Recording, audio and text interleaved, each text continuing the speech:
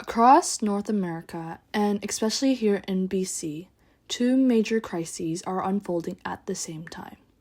A growing opioid crisis and an accelerating housing crisis driven in part by gentrification.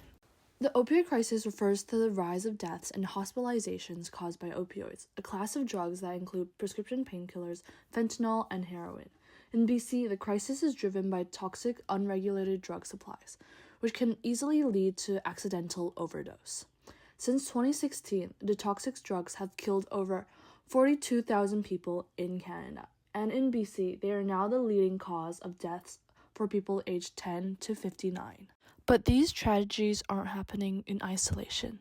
They're part of a bigger social problem, like unstable housing, financial stress, and the loss of community supports, which can increase vulnerability to opioid use. And one of the major factors shaping these problems is gentrification. What is gentrification? Gentrification is when a neighborhood changes because wealthier residents move in, property values rise, and rent goes up. To put that into perspective, in Vancouver today, a typical one-bedroom apartment rents for over $2,200 per month, far beyond what many long-time residents can afford. Another example is single-room occupancy rooms, or SROs. These small, low-cost rooms, often with shared kitchens or bathrooms, have long provided stability, community, and access to services for people who can't afford full apartments. But since 1994, Vancouver has lost more than half of its private SROs, dropping from around 7,800 to just over 3,300 today. At the same time, rents have risen over 20% since 2019, now averaging around $680 per month. These rising costs and decrease of affordable units force lower income and marginalized residents to move or risk homelessness. That's what we mean when we say displacement. And it's not just about losing a home.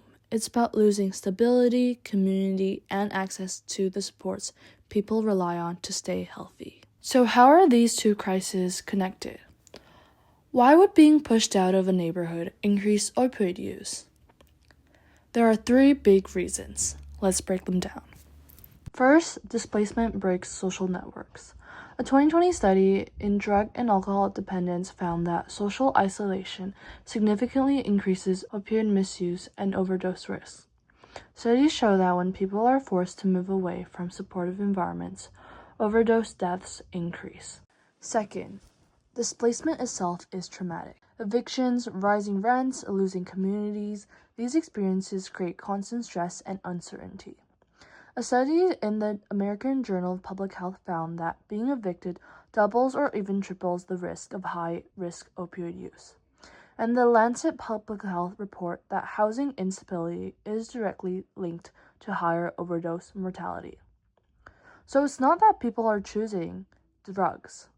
Rather, it's that gentrification creates stress and trauma, the exact conditions that increase vulnerability and opioid use. Finally, displacement often pushes people into cheaper neighborhoods on the outskirts of cities.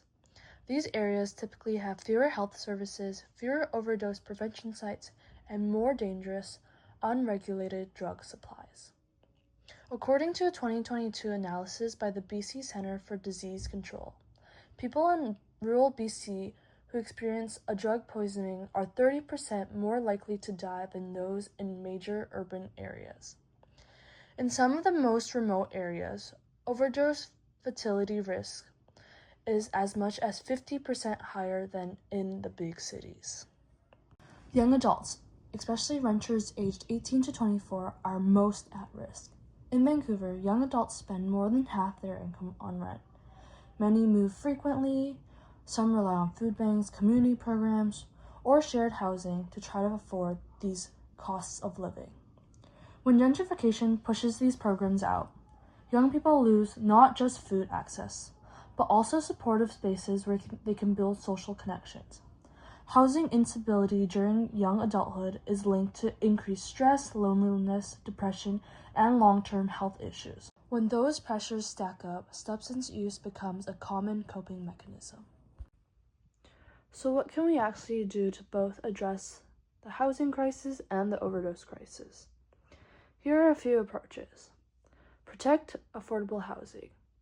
Preserve SROs, prevent renovictions, and provide affordable homes. Keeping people housed reduces overdose risk. Strengthen community supports. Stronger community networks, from food programs to youth centers.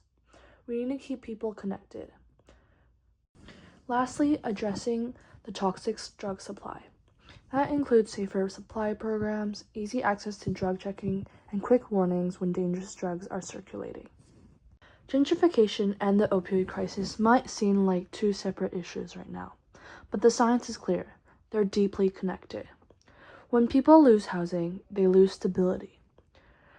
And when they lose community, they lose safety. If we want to reduce opioid deaths, we can't just talk about drugs. Instead, we need to talk about housing, about community, about the systems that make people vulnerable in the first place. Because preventing overdose deaths starts with protecting the places people call home.